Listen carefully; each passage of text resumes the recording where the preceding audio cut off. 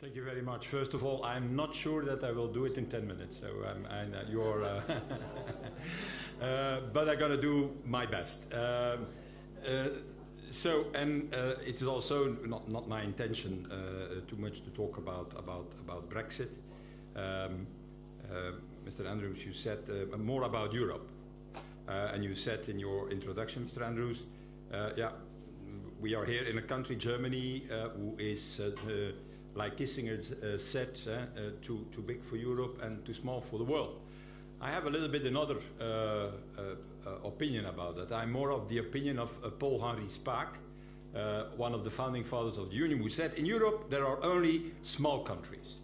There are those who know it, recognize it, like Belgium, maybe also Greece, and then those who don't know it, like Germany, France, Britain, if I may say so. And I say this for purpose, because the challenge for the future of Europe is a world order which is completely different than the world order we have seen after the Second World War and the last decades. It's a world order that is globalized. It's a world order that is based on what I call empires. China is not a nation state. China is a civilization. Han. India is not a nation state. There are 2,000 nations in India, and at the same time 20 different languages and 4 big religions, and at the same time the biggest democracy.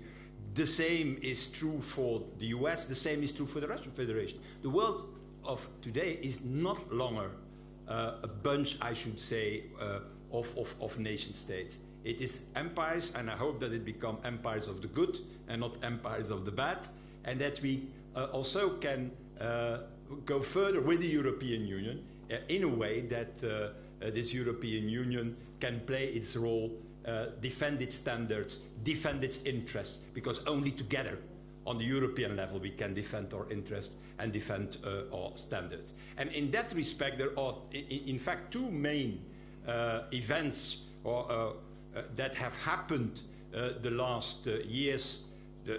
We can talk about Greece, everything what concerning Greece with a debt of more than 300 billion. If you explain to an American specialist or to a Chinese fiscal expert that there is a problem with Greece in Europe, they don't understand you. They say, what is the debt? Historical debt is more than 300 billion of euro. Yeah, and what is the wealth in Europe? Every year 15 trillion. People don't understand the problem when you give these figures. And that's one element, and I compare it always to Florida. Florida got, after the financial crisis, in difficulties who were worse than those of Greece. And Florida came with solidarity inside the US, that is the system of the United States of America, came out of this crisis in 2 years. And in the meanwhile, Florida is one of the leading economies inside the United States of America. And in Europe, exactly the opposite happened. And my second point, Brexit. Brexit is naturally a failure. Let's recognize this. A failure when a big country like the UK is leaving the Union, then there is something wrong inside the European Union.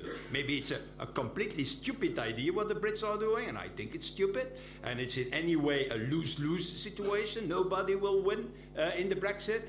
But we, as Europeans, have to take the lessons from that. What was wrong? What went wrong in the European Union that a country like the UK can decide to leave, even maybe tomorrow or after tomorrow? It could be different, and maybe a next generation of young politicians will want to come back to the European Union. And now my third element analysis that I want to share with you to see what is necessary is the whole way we tackled the financial crisis inside the European Union. The Americans were capable in 2008, in 9 months, to launch a 3-stage rocket to deal with the financial crisis. They did a troubled asset relief program, first stage of the rocket, 400 billion for the cleanup of their banks and insurance companies. And the last dollar of this $400 billion have been paid back on the 1st of January 2014. So there is no longer $1 of public money in the financial institutions and insurance company in America.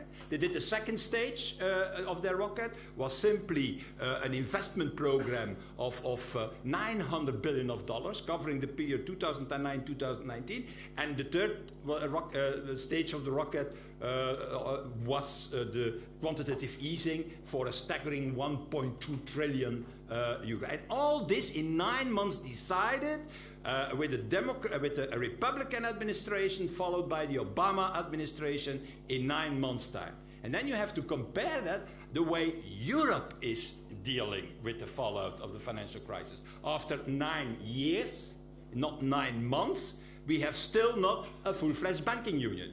We have still not the resolution fund, which is necessary when tomorrow a mid-sized bank, for example, has problems in the European Union. And that can happen. That can happen faster and easier than we think. We did an investment program, finally, the Juncker investment program for a 300 billion, so 1/3 of the Americans. And quantitative easing, we did it also, not in the beginning, at the end, to avoid deflation, not to stimulate the economy.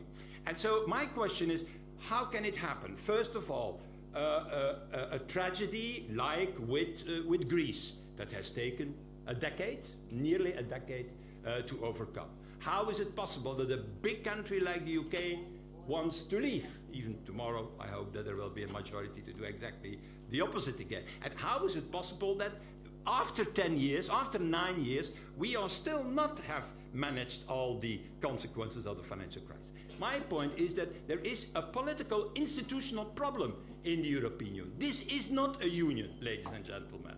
This is, in fact, still an intergovernmental patchwork of nation states, mainly governed by the unanimity rule.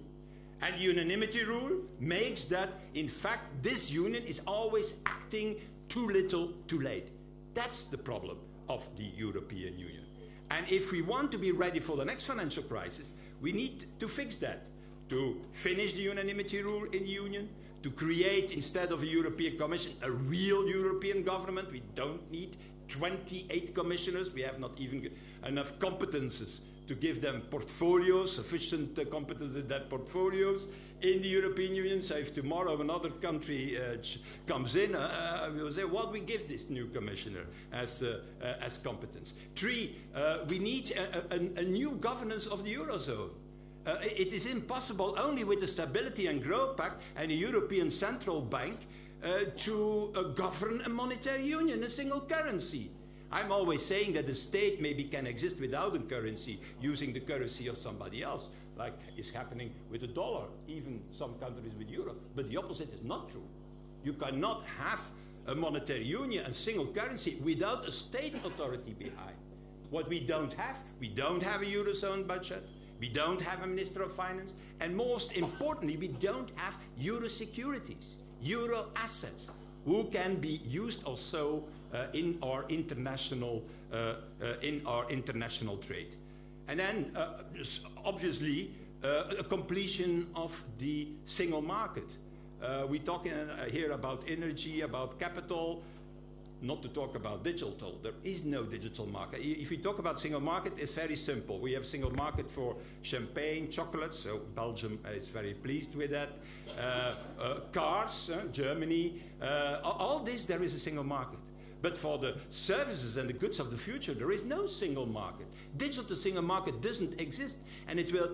And that's also the reason when you take the 200 biggest companies worldwide in high tech, there are only 8 Europeans. When you take the list of the 20 biggest companies in high tech, there is none European company for the moment. And the reason is we don't have a digital market. That is also the reason why we have this 1.6, 1.7% growth. And not the 2.5%, 3%. Even more we got at the moment that Jacques Delors launched the single market, because at that moment, one of the biggest who defended, in fact, the single market was Margaret Thatcher, who said, what a fantastic system, this single market. It's not a bureaucratic dream, it's a reality, with the tunnel under the North Sea between Calais and Folkestone.